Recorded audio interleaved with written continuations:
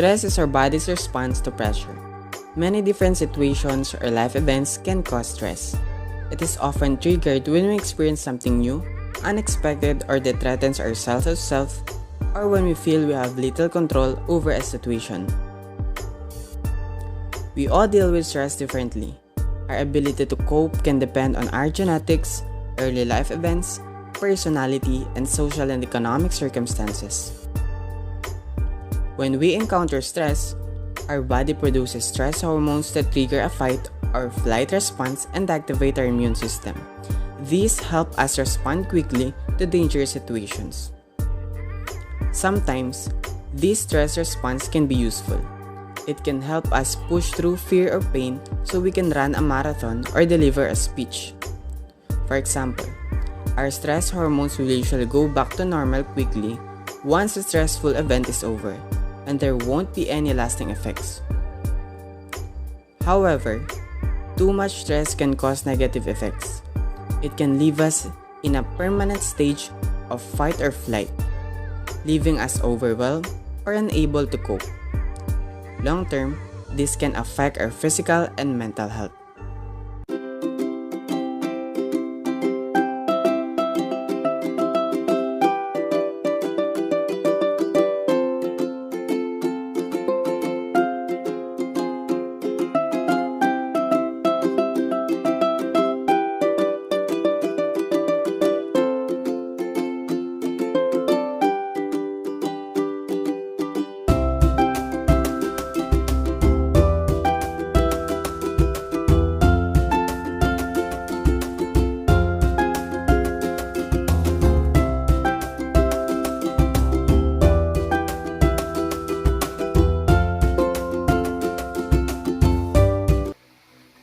Daming gawain.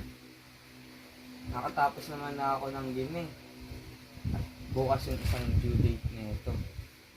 Kasi ito.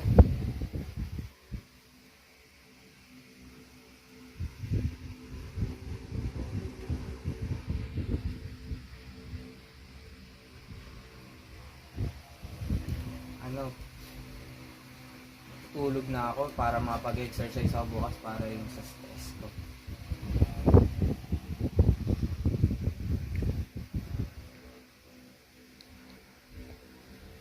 Coping strategies for stress using exercise. Exercise is one of the many strategies we can use. Any type of exercise is another healthy coping mechanism because doing exercise floods the body with endorphins and it can help us use up the adrenaline released from stress, clearing our heads and allowing us to feel calmer. Because during exercise, your body releases chemicals that can improve your mood and make you feel more relaxed. This can help you deal with stress and reduce you of depression. Huh? Ano yung sagot na ito sa number ko? Daming gawain. Isang hirap na pinapagawa. Nangis-stress ako. Oh my gosh.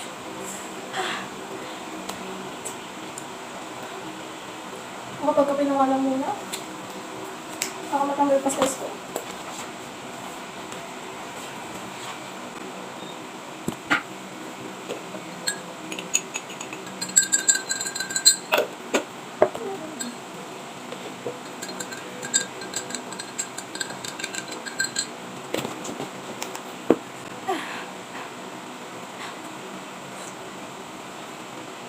Three hours later.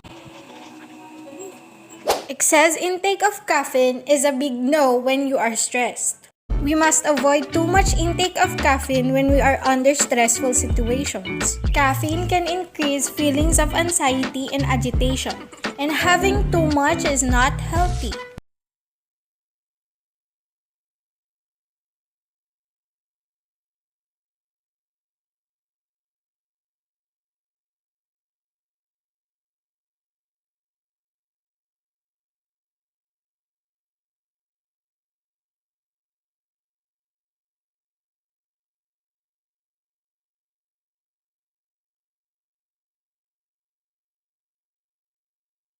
For me, it's hard to perform this kind of coping strategy, especially I don't preach.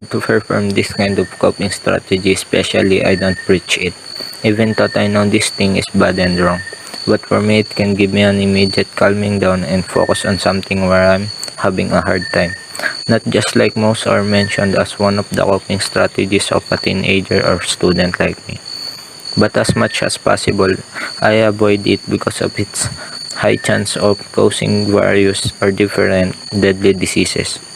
So yet, I continue to look for other coping strategies that suit for my body and can also give me a quick stress reduction despite of my personal problem. Learn relaxation exercise, abdominal breathing, and muscle relaxation techniques. Inhale. 1, 2, 3, 4. Exhale.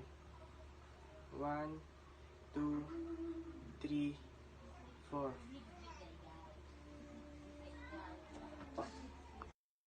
Learn practical coping is one of the ways of coping with stress for healthful living. Coping is conscious or unconscious strategies used to reduce unpleasant emotions. Coping strategies can be cognition or behavior. It can be individual or social. There are several examples for this skill. We have physical activity, self-talk, art, meditation, and many more. It helps you to tolerate, minimize, and deal with stressful situations in life. Managing your stress well can help you to feel better physically and psychologically, and it can impact your ability to perform your best. Hi everyone, my name is Aya Susayna Caban from UMS 301. My categories for today is learn to feel good about doing a competent or good enough job rather than demanding perfection from yourself and others. First, teens can decrease stress with the following behaviors and techniques. Exercise and eat regularly. Get enough sleep and have a good sleep routine. Avoid excess caffeine which can increase feelings of anxiety and agitation. Avoid illegal drugs, alcohol, and tobacco. Learn relaxation exercise. Develop assertiveness training skills. Rehearse and practice situations which cause stress. One example is talking a speech class if talking in front of a class makes you anxious. Learn practical coping skills. Decrease negative self-talk. Challenge negative thoughts with alternative neutral or positive thoughts. My life will never get better can be transferred into I may feel hopeless now, but my life will probably get better if I work at it get some help. Learn to feel good about doing a competent or good enough job rather than demanding perfection from yourself and others. Take a break from stressful situation. Activities like listening to music, talking to a friend, drawing, writing, or spending time with a pet can reduce stress. Build a network or friends who help you cope in a positive way. That's all guys. Thank you. A lot of workloads made us stress and pressure nowadays.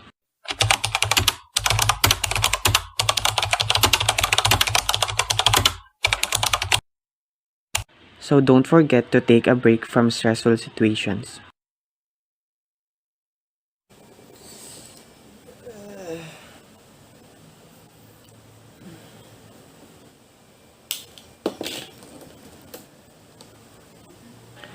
There's a lot of things that you can divert your stress, like listening to music,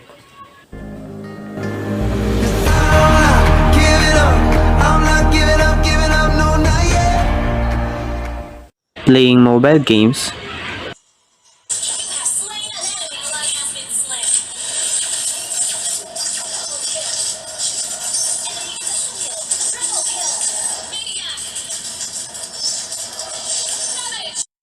drawing or writing,